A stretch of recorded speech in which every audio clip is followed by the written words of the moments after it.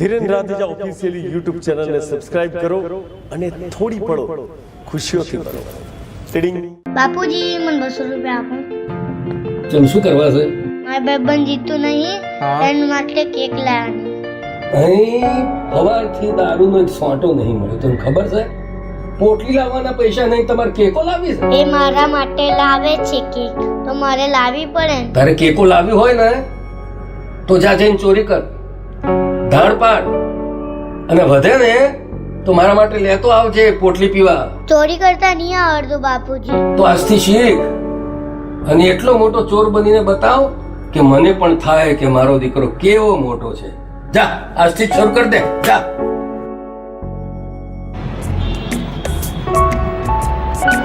કાકા બર્થડે માટે કેક આપો.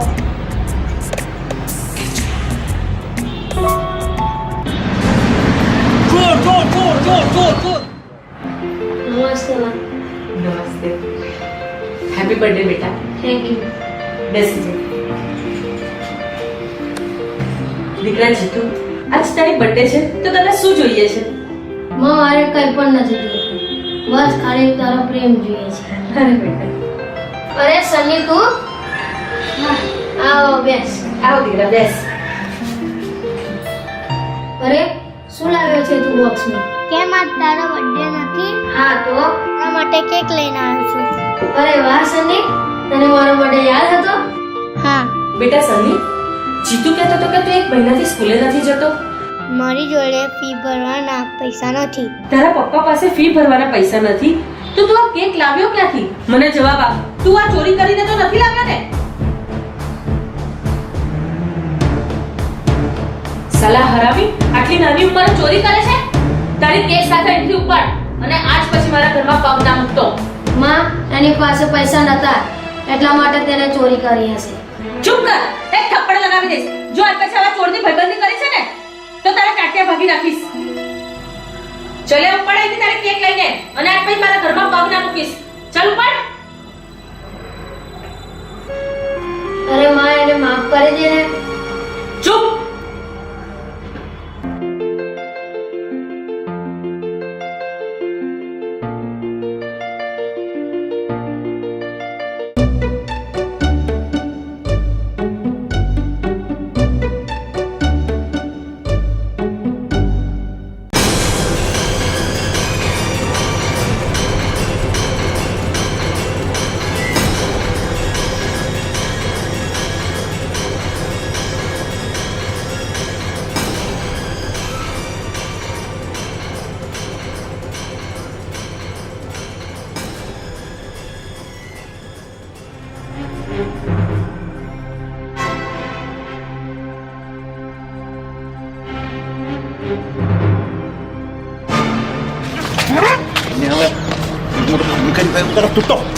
કે સારા તું પછી બાર લોકોના દોડા તોડે છે, નહીં સરકારના રોટલા તોડે છે. સલાને જમાદાર એને અંદર લઈ જાઓ, એ લોકઅપમાં પૂરી દો. મારા ફ્રેન્ડ સન્નીને છોડાવવા માટે મદદ કરને પ્લીઝ. જામીન અપાવો ને પ્લીઝ. તારામાં બુદ્ધિ જેવું કઈ છે કે નહીં? એક ગુનેગારને છોડાવવા નીકળ્યો છું? માં, સન્ની સારો માણસ છે, એને તો સમય ને સંજોગોએ ગુનેગાર બનાવ્યો છે. ભલે ને સમય અને સંજોગોએ ગુનેગાર બનાવ્યો હોય, પણ એ ગુનેગાર તો છે ને. અને આવા માણસોની સાથે ઉભા રહીએ ને તો પણ આપણી ઇજ્જત જાય.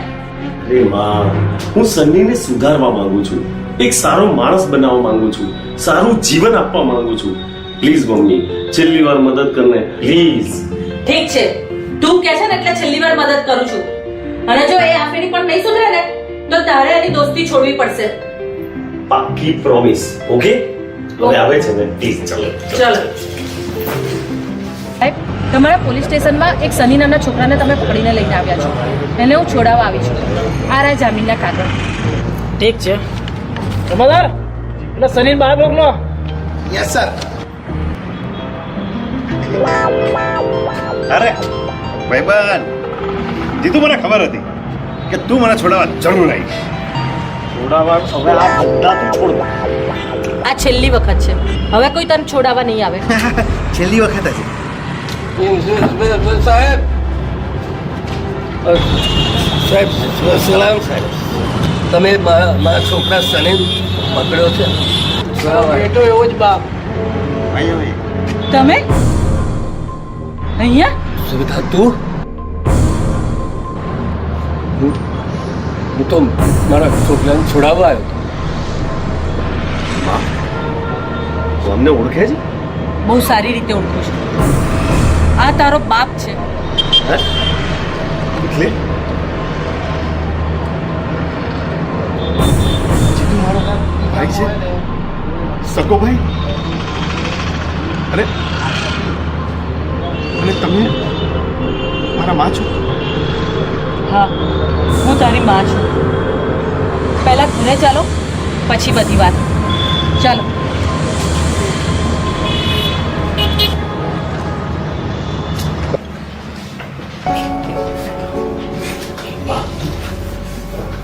સન્ની મારો સગો ભાઈ છે હા અને પેલા જે હતા એ મારા બાપ છે.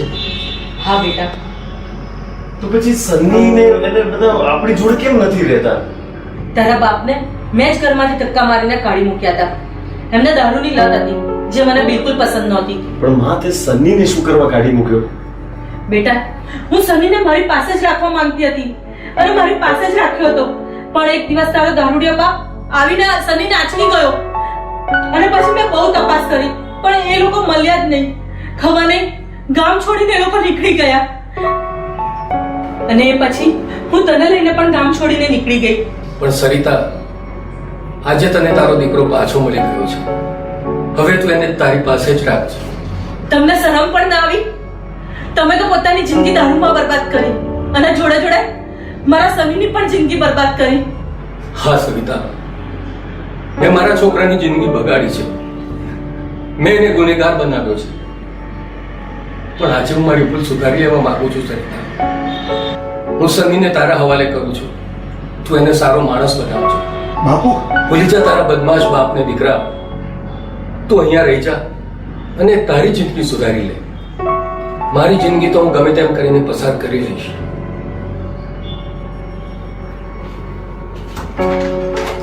બાપુ જવા દે એમને. તારે એમની પાછળ જવાની જરૂર નથી.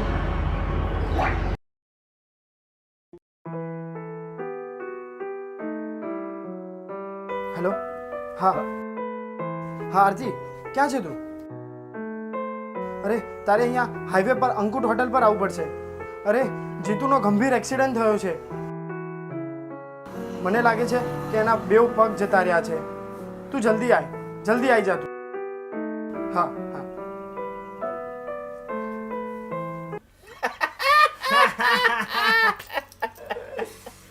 જીતુના બેવ પગ જતા રહ્યા છે.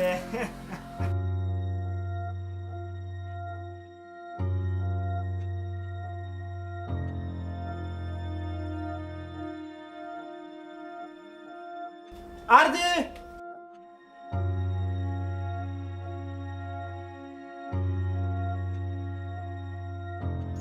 જીતુ ક્યાં વાગ્યું છે તને? Baby, it's a joke. It's April Fool. Jitu, આવું એપ્રિલ ફૂલ હોય? આવી મજાક હોય? કાંડી, હું તારી સાથે મજાક નહીં કરું તો કોની સાથે કરીશ? અરે તને ખબર છે મને રસ્તામાં કેવા વિચારો આવ્યા? કેટલી ડરી ગઈ હતી હું કે ખરેખર મારા જીતુના પગ જતા રહ્યા હશે અને મારે એક અપંગ સાથે જિંદગી જીવવી પડશે. આજ પછી આવી ગંદી મજાક કરતો નહીં અને જિંદગીભર એક અપંગની સેવા કરવાનો મને કોઈ શોખ પણ નથી. અરે ભાભી, તમે તો ખરેખર નારાજ થઈ ગયા. ડોન્ટ કોલ મી ભાભી. પ્રેમ કરું છું આને.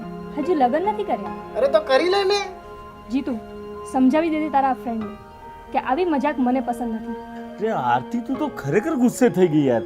એ દોસ્ત છે આપણો યાર, એટલો બી મજાક કરવાનો એને અધિકાર નથી. કુલ. હું જાઉં છું. ખરેખર યાર, આ તો એકદમ ગરમ થઈ ગઈ. શું કરવું હવે?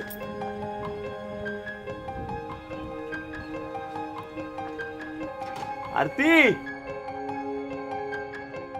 પણ જીતુ, આરતીની વાત પણ સાચી જ છે. આપણે આવી બધી મજાક તો એની જોડે નથી જ કરવા દેવાની. અને સાલા ત્યાં ફોને માર જોડે કરાવડાયો. ના, પણ મને ક્યાં ખબર હતી કે આ આટલી સિરિયસ થઈ જશે યાર.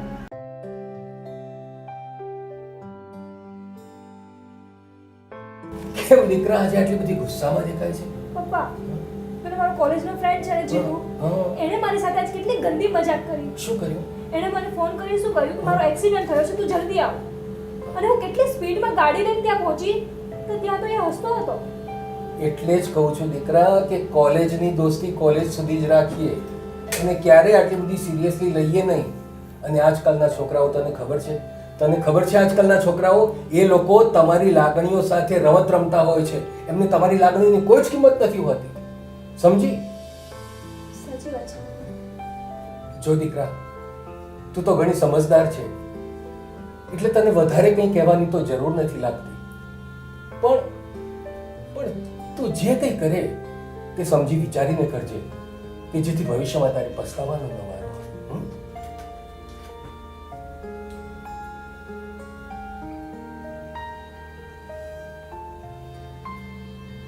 વેદાંત, હા કેટલા દિવસથી દેખાતો નથી. મારે તારું એક કામ છે. હા બોલ ને આરતી. તને નથી લાગતું જીતુ કંઈ બદલાઈ ગયો હોય? હા એવું લાગે તો છે, પણ તું ઓલા દિવસે એને કેટલું બોલી હતી. પણ એની ગર્લફ્રેન્ડ છું યાર હું, એટલે તો અધિકાર હોય ને એની સાથે ઝઘડો કરવાનો. તો એ પણ તો મજાક જ કરતો હતો ને. અને એને તો ઠીક, તું મને બી બહુ બોલી હતી. હો સોરી, પણ તું મને એક હેલ્પ કરીશ? હા બોલ. જીતુના મનમાં શું ચાલે છે ને એ જાણવું છે મારે. હું મારો પૂરો પ્રયાસ કરીશ. થેન્ક્સ. ચાલ બાય. હું આખી કોલેજ શોધી વળી અને તું અહીંયા આવીને બેઠો છે. અને શું માંડ્યું છે તે? 4 દિવસથી તું કોલેજ નથી આવતો, ફોન કરું તો ફોન સ્વિચ ઓફ આવે છે, ઘરે નથી મળતો. છે શું આ બધું? પેલા દિવસની વાતનું તને આટલું બધું ખોટું લાગી ગયું? આરતી, વાત ખોટું લાગવાની નથી. વાત છે આપણા બંનેના સ્વભાવ મેચ થવાની. મારો સ્વભાવ થોડો રમૂજી ટાઈપનો છે અને તારો સ્વભાવ થોડો જિદ્દીપણાનો છે. તો હવે હું જિદ્દી થઈ ગઈ. વાત જિદ્દીપણાની નથી આરતી. જ્યારે આપણે સંબંધ જિંદગીભરનો બાંધતા હોઈએ ને એ વખતે નાનામાં નાની વાતને આપણે ચકાસવી જોઈએ, એના માટે વિચારવું જોઈએ. નહીં તો પાછળથી એવું ન થાય કે પાછળથી તારે ને મારે પસ્તાવાનો વારો આવે. શું તારે ને મારે પસ્તાવાનો? આ બધું શું છે યાર? તું મને કોફી પીવડાવ કે નહીં? કોફી તો હું પીવડાવીશ જ ને. ચાલ કેન્ટીનમાં.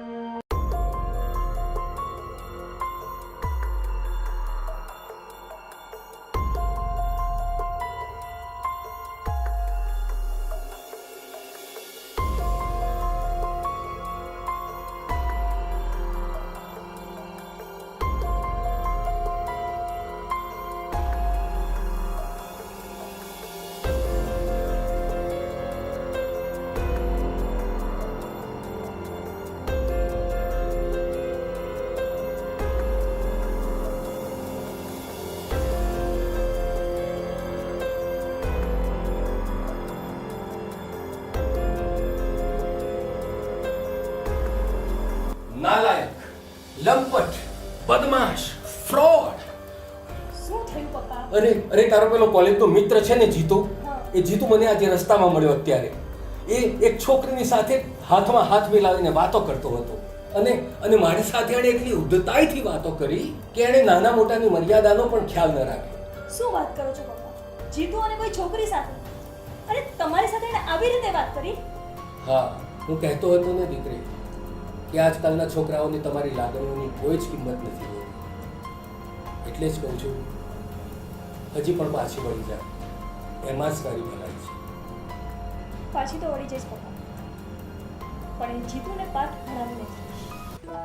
હા આરતી, તારે જીતુના સમાચાર જોઈએ છે ને તો પહોંચી જા નીલકમલ પાર્કમાં. એમ વાત છે.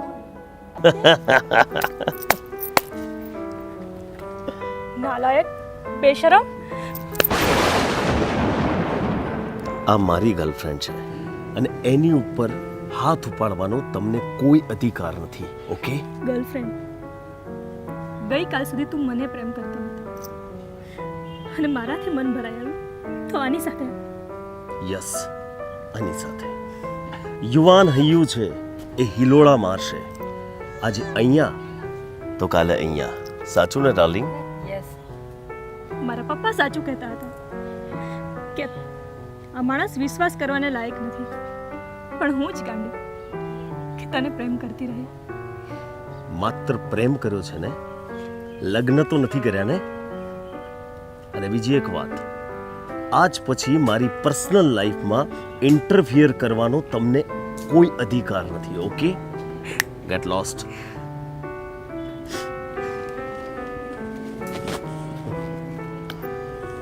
સોરી યાર, હોતા હૈ.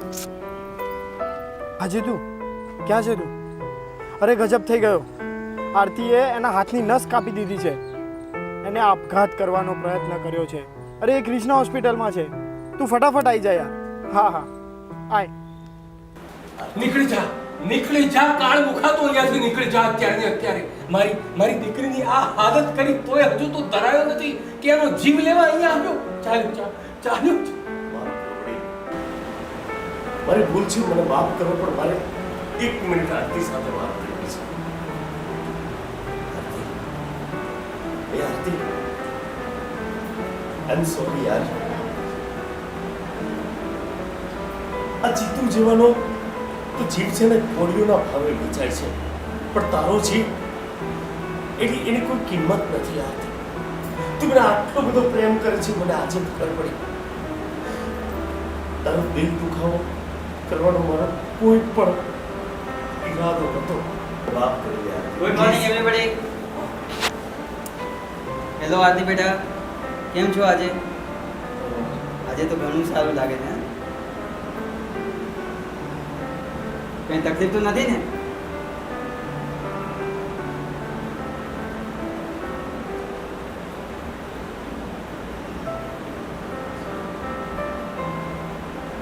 જીતુ,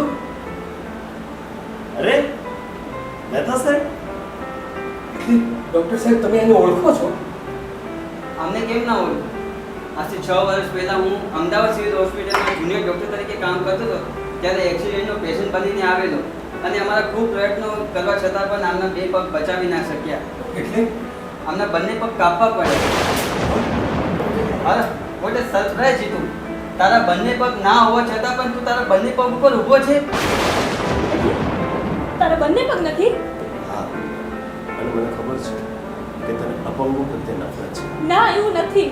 ભલે એવું નથી, પણ હું એ જાણું છું કે તારા દિલના કોઈ પણ ખૂણાની અંદર અપંગો પ્રત્યે બહુ નફરત છે. ના જીતુ, ના. તારા પગ ન હોય, તારા હાથ ન હોય કે તારી આંખ ના હોય, પણ મારા દિલમાં, દિમાગમાં બસ તું જ છે.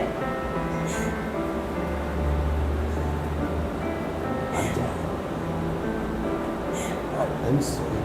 I love you. I love you. I'm sorry.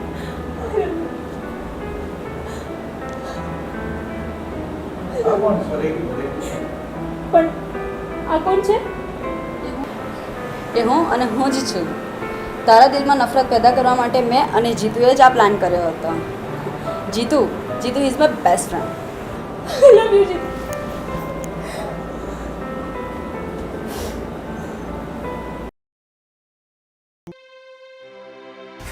બહુ બેટા, લ્યો આ દૂધની થેલી અને આ બાકીના વધેલા 10 રૂપિયા.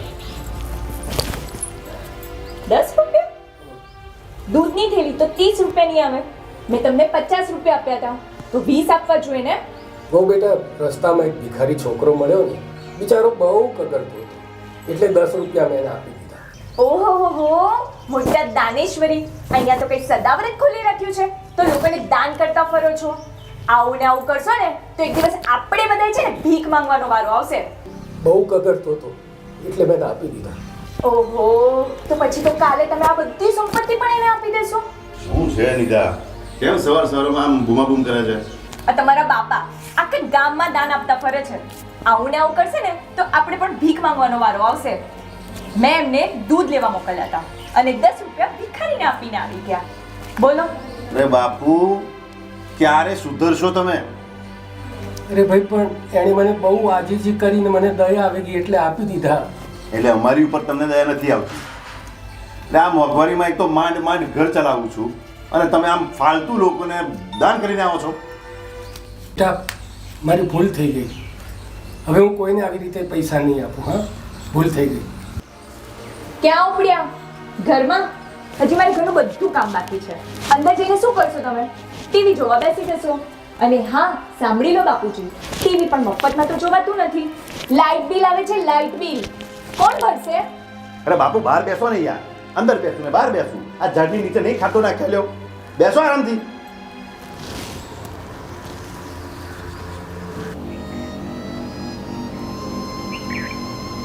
કે ભગવાન, આ દિવસ પણ દેખાડ્યો.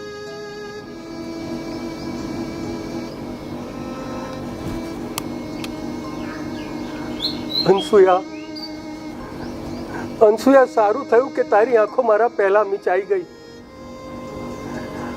નહીં તો મારું આવું અપમાન તું સહન ન કરી શકત. તારો લાડકો દીકરો આજે મને શું કે છે ખબર છે? સુધરી જાઓ. મેં ભૂલ કઈ કરી ખબર છે? મેં એક 10 રૂપિયાનું એક ભિખારીને દાન આપ્યું. એટલી ભૂલ કરી. આ મહેનત તો હવે મારાથી સહન નથી થતા. તું મને તારી પાસે બોલાવી લે અનસુયા, તું મને તારી પાસે બોલાવ.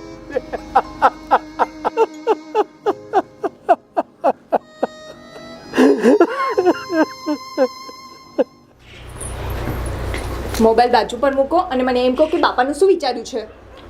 અરે નીતા, શું વિચારવાનું? તારથી આટલું પણ સહન થતું નથી. જો બાપુને આપણે વૃદ્ધાશ્રમમાં મૂકવા જઈશું ને તો લોકો આપણી વાતો કરશે. લોકોને બહુ ચિંતા થતી હોય ને તો લઈ જાય બાપાને અને સાચવે. બાપુ જેટલું જીવ્યા ને એટલું જીવવાના નથી. હવે ખરતું પાન છે, કાલે ખરી જશે. તમે સમજો છો એવું નથી. આ નડતા લોકો છે ને 100 વર્ષ સુધી મળતા નથી. ઓકે, મને થોડો વિચારવાનો સમય આપો. કાંઈ વિચારવું નથી. કાલે તમે બાપાને જઈને વૃદ્ધાશ્રમમાં મૂકી આવજો, નહીં તો હું મારા પિયર જતી રહીશ. હા બાપુજી, હું ઈચ્છતો તો નથી, પણ આ ઘરની પરિસ્થિતિ જોઈને તમને કહું છું કે જો તમે વૃદ્ધાશ્રમમાં જાઓ તો તમારું પણ ભલું થશે અને આ ઘરનું પણ ભલું થશે.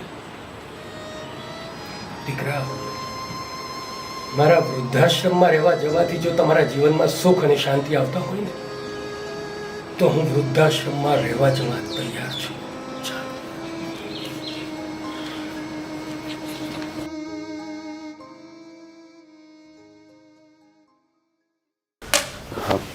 નમસ્તે.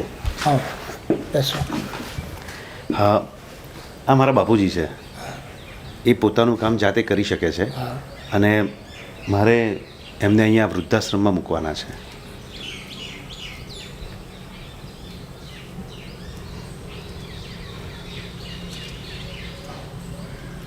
મનસુખભાઈ? હા, હું મનસુખભાઈ. એટલે તમે બાપુજીને ઓળખો છો? કેમ ના ઓળખું? આ જ મનસુખભાઈ આજથી 30 વર્ષ પહેલાં આ આશ્રમમાંથી એક બાળક દત્તક લઈ ગયેલા. એમને બાળક નહોતું, અહીંથી લઈ ગયેલા બાળક. હા, આ જ અનાથાશ્રમમાંથી લાવેલો તું મારો દીકરો છે આકાશ. એટલે હું તમારો સગો દીકરો નથી? અનાથાશ્રમમાંથી? હું પણ કેવો ભાગ્યો છું જે બાપે આ જ અનાથાશ્રમમાંથી લઈ જઈ મને ભણાવી ગણાવી ને મોટો કર્યો, જીવવા લાયક બનાવ્યો. એ જ બાપને હું અનાથાશ્રમમાં મૂકવા આવેલો.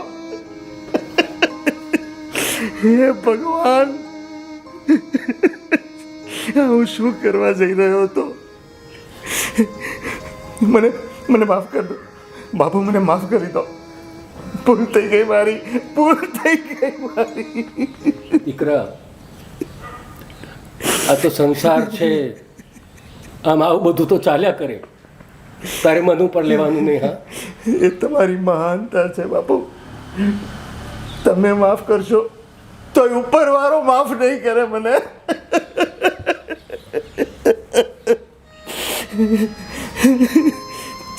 ચાલો બાપુ, ચાલો તમે ઘરે ચાલો. ચાલો બાપુ. ના, હવે હું આશ્રમમાં જ રહીશ.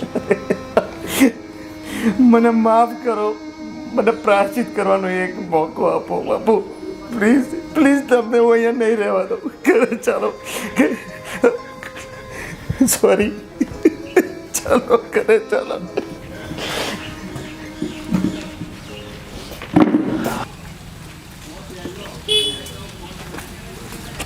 આવી ગયા પાછા?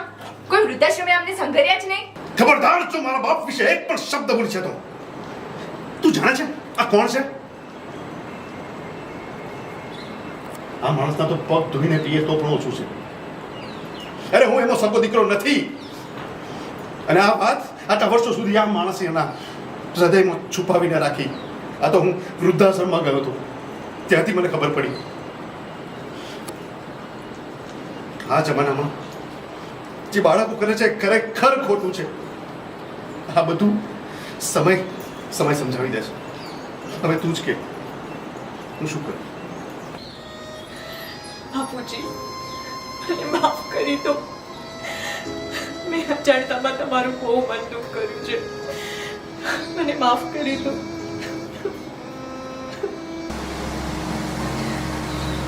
દીકરા, આ તો સંસાર છે અને જીવનમાં આવું બધું તો ચાલ્યા કરે. તમારે એવું બધું મનમાં નહીં લેવાનું. હા, જોયું દોસ્તો, આપણે બધા મા બાપની મહત્તા સમજતા નથી.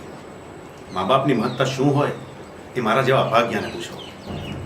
ગમ્યું હોય તો લાઈક કરજો, શેર કરજો અને સબસ્ક્રાઇબ કરજો. પરંતુ મા બાપને વૃદ્ધાશ્રમમાં મૂકવા જવાનો વિચાર સુદ્ધા પણ ના કરતા.